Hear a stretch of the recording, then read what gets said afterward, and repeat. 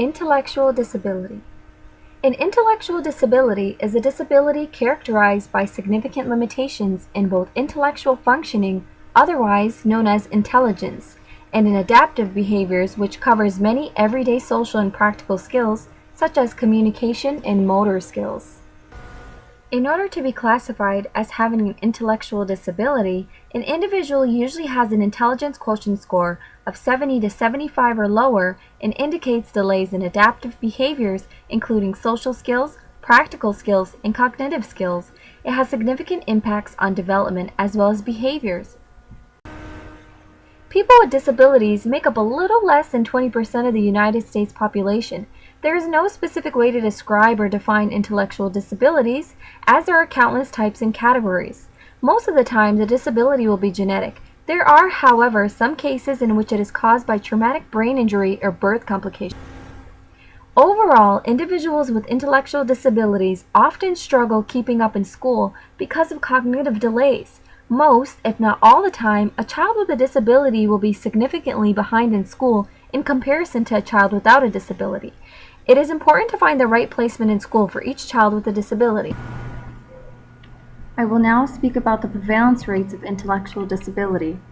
Did you know the prevalence of intellectual disability across the world is around 1%? The prevalence is almost 2 times more in low and middle income countries compared to high income countries. Highest prevalence was seen in child and adolescent population. More than 1 in 7 American children have a mental, behavioral, or developmental disorder, according to the U.S. Centers for Disease Control and Prevention, but prevalence is far from steady across the country. At the high end, 21.5% of kids in Arkansas and Kentucky have one of the conditions. By contrast, California logs the lowest rate in the nation at 10.6%.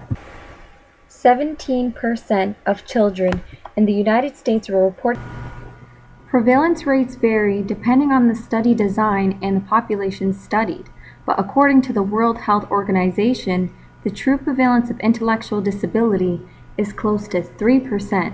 Prevalence was higher among studies based on children compared to those on adults. Higher prevalence in low and middle income group countries is of concern given the limitations. That brings us to warning signs of intellectual disabilities. A typical sign in early childhood is talking, walking, crawling, or rolling overly.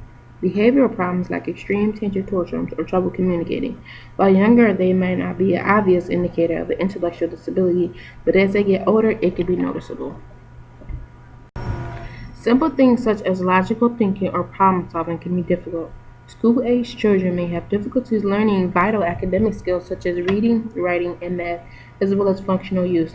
After assessing in comparison to other same-age children, developmental milestones may not be reached.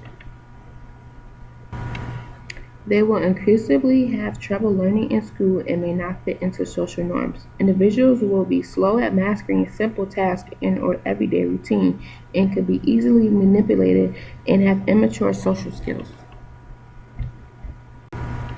Children with profound cases, there are usual additional health problems that can include vision and hearing seizures or mood disorder.